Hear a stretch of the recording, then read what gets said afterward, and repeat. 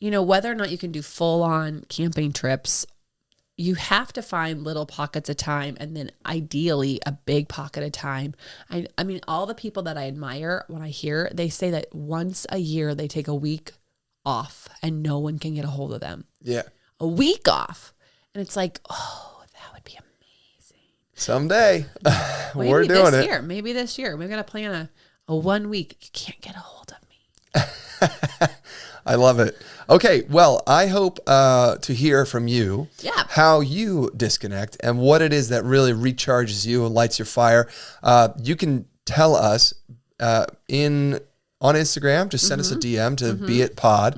And, if it's something that you are okay with us sharing, we'll repost or put it in our stories and all the things. We would love hearing from you. It truly is why we do this. We love connecting with you. So make sure you reach out. And if nothing else, just say hi. I love it. We really love to connect with you, even though we want to know how you disconnect from us. Yeah. Connect with us to tell us how you disconnect. Yeah. Okay. Here we go. All right. Now let's talk about Michael Unbroken. As an overcomer of trauma and abuse, Michael Unbroken is an author, speaker, coach, podcast host, and who finally decided to accept only the things that aligned with his ideal life. Michael is on a mission to end generational trauma through education and information in his lifetime.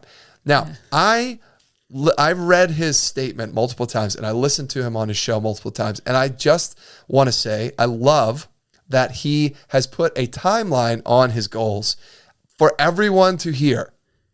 In my lifetime, I want to end generational trauma. In my lifetime, right? He didn't just say, I want to end generational trauma. No, he's got a definitive date on it. Yeah. And it lights a fire under him. Like, I only have my lifetime to make this happen, so I better get moving. Yeah, I actually like that you brought that up. I think that's really important, because I think some of us are like, by the time I'm 40 or by the time I'm this, I'm going to do these things.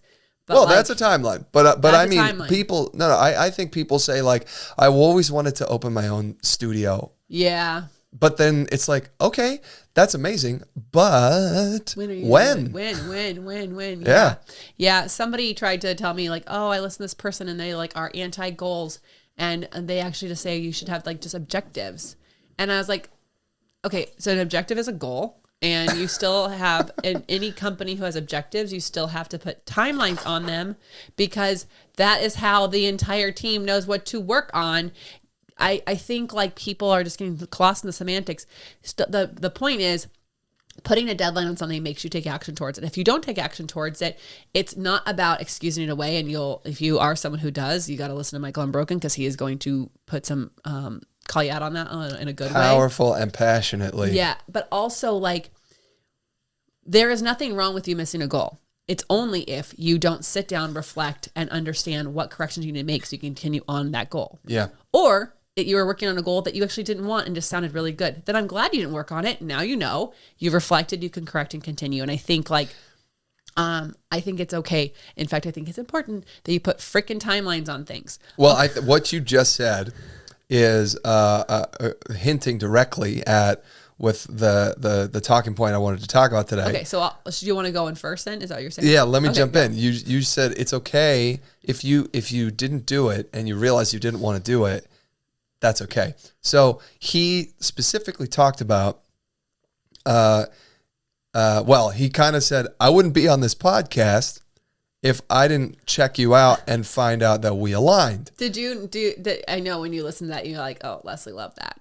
Oh, yeah. Words of affirmation. Oh, yeah. I felt so loved. Felt so seen.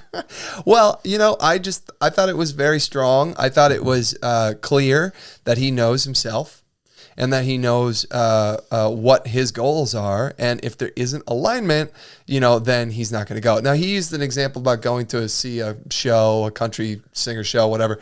But the point is, and I think that the hard part of this is you are exercising that muscle that says no.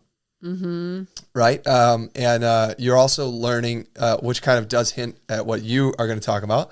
But also he said,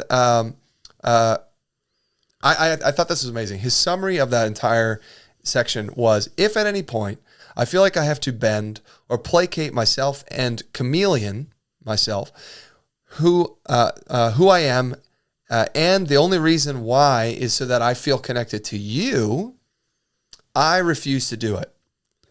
And then he said, but I still got to do the damn dishes. Yeah, well, but I really appreciated him actually talking about that, and that's why I had to ask him, like, but what about bills? What about the dishes? Because I think people use that excuse, well, I still have to do those things, so I'm going to go to the country show so I feel connected to you. It's like, that's not the same thing. You do the dishes because you don't want to have freaking bugs, and you don't have a stinky house, and you need to have clean dishes. You don't need to go to the country show to connect with that person. You can find other ways to connect with that person if you want to be connected to them.